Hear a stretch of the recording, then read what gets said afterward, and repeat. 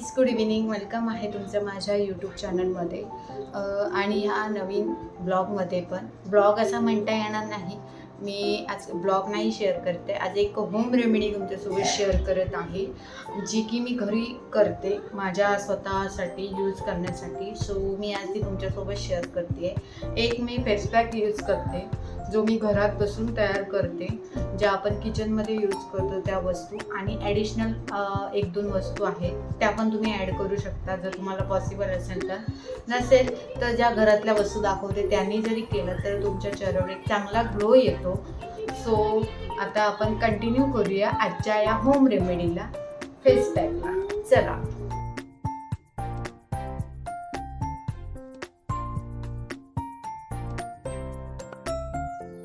Hello guys, so मी तुम्हाला बोलली होती तसं आता मी तुम्हाला जी होम रेमेडी सांगणार आहे. सो त्याचे इन्ग्रेडियंट आहेत ते मी तुमच्यासोबत शेअर करते, तुम्हाला दाखवते. याच्यात हळद, बेसन, मुलतानी माती आणि चंदन असे 4 गोष्टी मी मिक्स केल्या आहे. या 4 गोष्टीपासून तुम्ही हा फेस पॅक तयार करू शकता. तुम्हाला माहिती असेल हळदीचं आणि बेसनाचं काय हे आहे, तो उपयोग आहे तो चेहऱ्यावर लावल्यावर किंवा आपल्या शरीरासाठी. सो त्याचे गुणधर्म वेगळे सांगायची गरज नाही. सो त्याच्यामुळे आपल्याला नक्की फायदा मिळतो.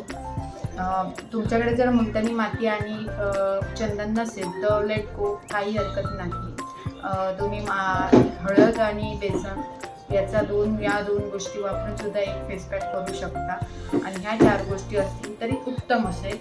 सो आता हे मी मिक्स केलं आहे सगळं, बघू शकता. हळद, बेसन, मुलतानी माती आणि चंदन. आता याच्यात मी थोडं करून पाणी ॲड करणार आहे, जेणेकरून हे आपल्या फेसवर व्यवस्थित असं बसलं पाहिजे, म्हणजे असं खाली उतरलं नाही पाहिजे, स्टिकी असं हे झालं नाही पाहिजे.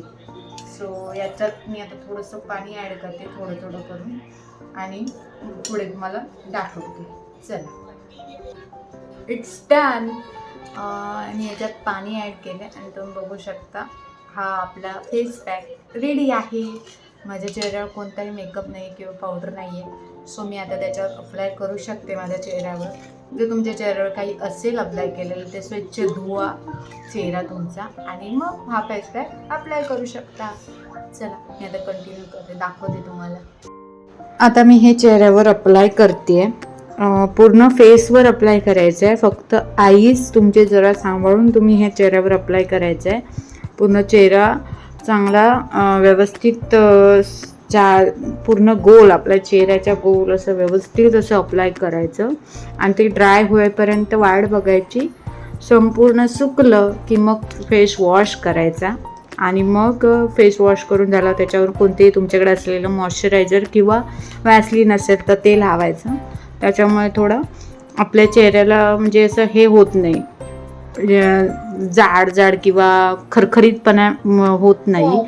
सो त्याच्यामुळे थोडं सॉफ्ट राहतो अजून. सो असेल तर ते यूज करायचं. अशा पद्धतीने मी सगळं पूर्ण अप्लाय करून घेते. चला.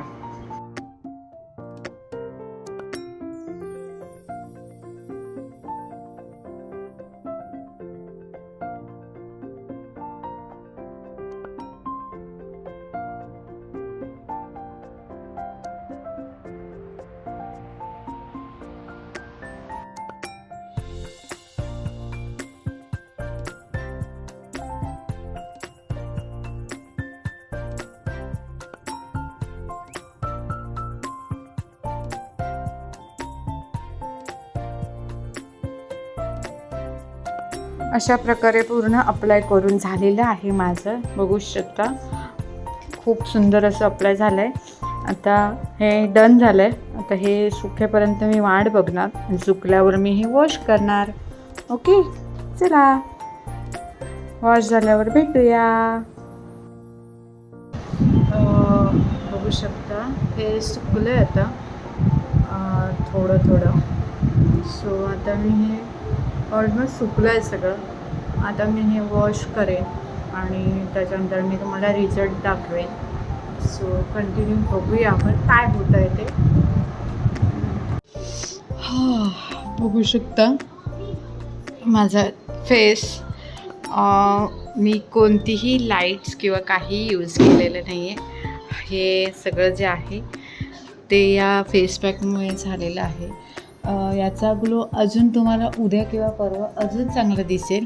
बट मला हे फील होतं आहे आता एकदम स्पॉन्जी असं सॉफ्ट वाटतं आहे.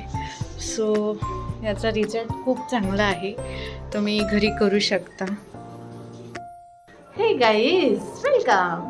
सो मी फेस वॉश करून आलेली आहे. तुम्ही बघू शकता माझ्या फेसवरचा ग्लो.